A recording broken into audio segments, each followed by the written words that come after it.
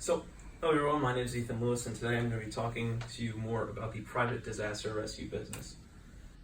And so specifically, we're going to pose the ethical question, should private rescue companies be allowed to prioritize their paying customers over more endangered people? And the way we're going to evaluate this is with a specific case in Nepal. Just a little background on Nepal. It's a country located in Asia between India and Tibet. It is roughly 56,000 square miles, houses a population of over 29 million people, and the key thing here to note is that it's home to Mount Everest in the Himalayan mountains. That'll play a key role later. So specifically in 2015, in April, there was a 7.8 magnitude earthquake that struck Nepal. It destroyed buildings, caused landslides and avalanches in the mountains. It killed roughly 9,000 people and injured over 22,000 people. As you can see, just some of the devastation here.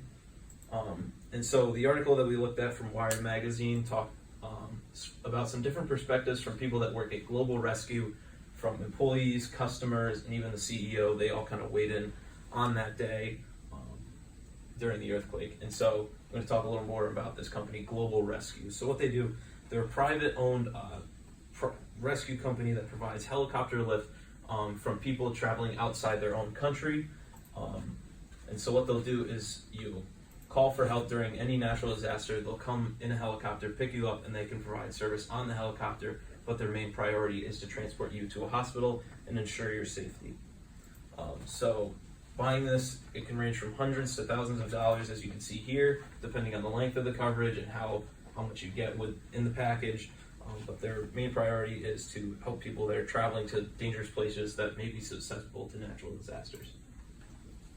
So this isn't just a clear-cut thing. There's multiple perspectives behind this company's operation. So first, there's people that purchase this insurance, and obviously if they're paying for this private business, they expect it to get their money's worth, and then they expect them to come through when they're paying for this service, and that no matter, they can ensure their safety even if they find themselves in a natural disaster while they're traveling to dangerous places such as Mount Everest in Nepal.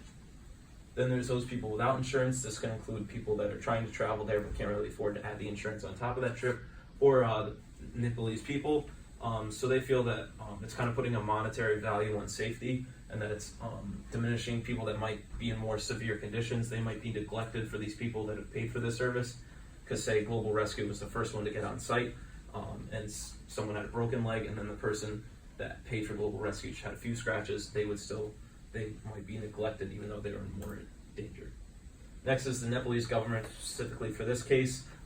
It's interesting because a major part, as I mentioned with Mount Everest, it's a huge tourist attraction because there's a lot of people that come there to climb and explore there. So ensuring those people's safety through the possible purchase of insurance, it makes people feel more safe, and they're more likely to come here. And that's a huge boost to their economy, because that's a lot of people coming in, buying for services, going to local businesses, all that stuff. And then finally, the company Global Rescue, obviously they feel that what they're doing is a good thing, but they're also running a private business. So they're still trying to make money at the end of the day, but they feel very confident with what they're doing. They're helping saving people's lives, and obviously, they're pretty in favor of this. And at the end of the day, they're trying to do their job. They're not trying to be superheroes and save everyone they can. They're just trying to please their customers. So when we were evaluating the situation, we decided to adopt more of an ethical egoist approach. So that means that we're kind of thinking about how people should act in their own self-interest, and how both the people that purchase this are kind of acting in their self-interest to ensure their safety. And in the case of a natural disaster, they would probably want to save themselves and the company, even though the people that work there are still trying to help other people. In the end, they want to ensure their own safety as well, because they're going through lots of measures, and if they have to go beyond what they're trying to do, that might endanger the whole mission. So when it came to a solution, we were basically weighing the difference, or weighing whether Global Rescue should be allowed to operate on their own, or whether they should be forced to help out like the locals as well. So what we proposed was that this Global Rescue company should be allowed to just continue the normal operation, because at the end of the day, they're a private business that's trying to just make money on their own. And what they're going to do is, they're still going to prioritize those paying customers first, because they have to satisfy those people.